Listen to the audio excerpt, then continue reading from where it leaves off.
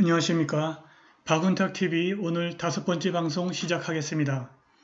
오늘은 영국에서 발행하는 이코노미스트지가 제시한 자유민주주의 4단계 붕괴론을 사용해서 한국의 자유민주주의 붕괴가 어디까지 와 있는지 알아보겠습니다. 이미 3단계를 넘어 4단계에 진입했습니다. 적화통일 바로 전 단계에 와 있습니다. 방송 시작하겠습니다. 영국의 이코노미스트지가 2018년 6월 14일 전 세계의 신생 자유민주주의가 붕괴하는 4단계 과정을 제시했습니다. 소위 자유민주주의 4단계 붕괴론입니다. 그 1단계를 알아보겠습니다.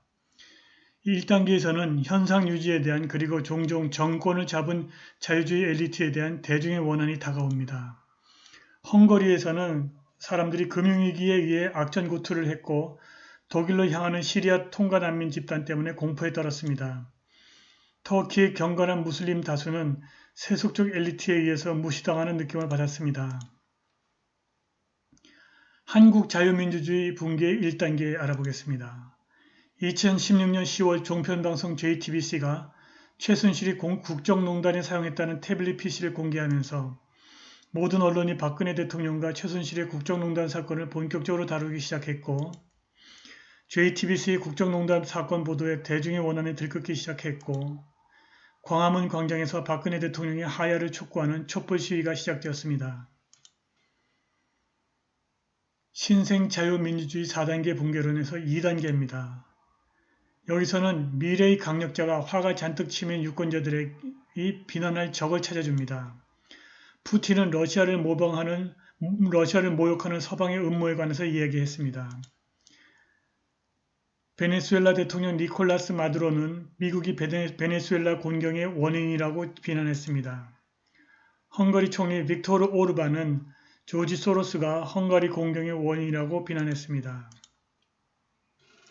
한국의 자유민주주의 붕괴 2단계입니다. 2016년 말 현재 한국에서 미래의 강력자는 문재인입니다.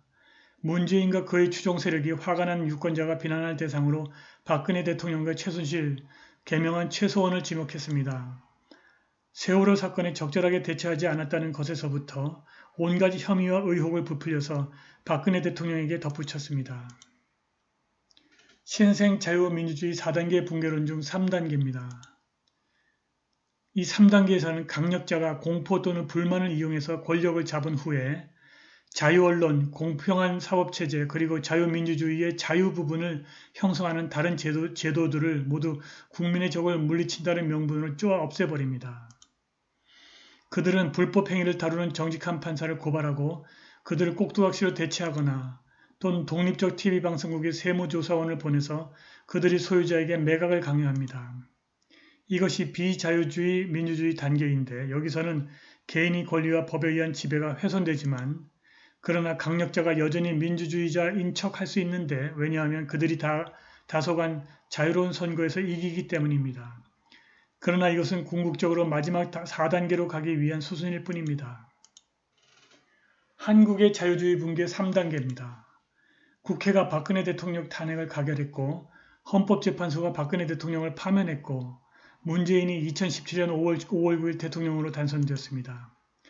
헌법재판소 판사들의 박근혜 대통령 파면은 불법입니다. 은퇴한 한 언론인이 그들을 형사고발했으나 법원은 받아들이지 않았습니다. 공중파와 종편 TV방송국의 박근혜 대통령과 최순실의 국정농단에 관한 보도가 전부 거짓임이 드러났습니다. 한국은 이미 비자유주의 민주주의 단계에 들어섰고 개인의 권리와 법에 의한 지배가 훼손되고 있지만 그러나 문재인은 여전히 민주주의자인 척할 수 있는데 왜냐하면 그가 다소간 자유로운 선거에서 이겼기 때문입니다. 그러나 이것은 궁극적으로 마지막 4단계로 가기 위한 수순일 뿐입니다. 신생 자유민주주의 4단계 붕괴론 중에 마지막 4단계입니다. 이 4단계에서는 자유주의 제도의 침식이 이름만 남은 민주주의 사망으로 이어집니다. 중립적인 선거 감시에 재갈이 물려집니다. 야당 후보들이 감금됩니다. 선거구가 유리하게 변경됩니다. 헌법이 바뀝니다. 그리고 극단적인 사례에서 입법부가 무력화됩니다. 한국 자유민주주의 붕괴 4단계입니다. 이미 한국의 자유주의 제도는 침식될 만큼 침식되어 있습니다.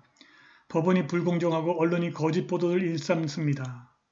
수십만 명의 유권자들이 5구 대선이 부정선거라는 합리적 의심을 제기하고 있습니다. 전공로가 70%를 차지한다는 선거관리위원회의 중립적인 선거 감시를 기대하기 어렵습니다. 아직 야당 후보들이 감금되는 것 같지는 않습니다. 선거가 문재인 세력에게 유리하게 변경될 가능성이 있습니다. 문재인 정부가 헌법 개정을 시도하고 있습니다. 이미 입법화의 무력화 조짐이 나타나고 있는데 여기에는 자유한국당의 책임도 있습니다. 한국 자유민주주의 붕괴 이후 4단계 이후 적화 전망입니다.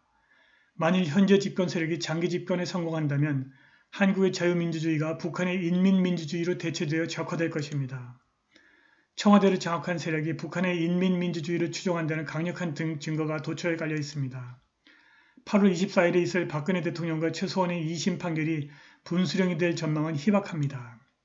가능성은 낮지만 2심 재판부가 1심 판결을 파기해서 박근혜 대통령이 풀려나도 검찰이 대법원에 항소할 것이므로 대법원 판결까지 의미 있는 변화는 없을 것입니다. 2심 재판부가 검찰의 손을 들어준다면 한국의 자유민주주의를 북한의 인민민주주의로 대체하고 한국의 적화를 시도하는 저들이 탄력을 받을 것입니다. 그러나 대한민국 적화는 실패할 것입니다. 문재인은 공산주의자라고 하여 명예훼손으로 재판을 받고 있는 고용주 전 박문진 이사장이 법정 체여 진술을 이렇게 했다고 합니다. 문재인이 집권하면 한국을 급속히 적화시키려 할 것이라는 나의 주장대로 문재인은 지금 한국을 그 길로 끌고 가고 있지 않느냐. 그러나 문재인의 의도는 실패할 것이다. 문재인 정부의 다음 수순이 고용주 이사장의 주장대로 대한민국의 적화할 가능성을 배제할 수 없습니다. 그러나 문재인의 의도는 실패할 것이라는 고용주 이사장의 예측이 실현될 것입니다. 저를 포함해서 많은 사람들이 대한민국의 자유민주주의를 지키기 위해서 죽을 자리를 찾을 것입니다. 오늘 방송은 여기까지 하겠습니다. 구독과 좋아요 버튼 눌러주시면 방송 제작에 도움이 됩니다. 감사합니다.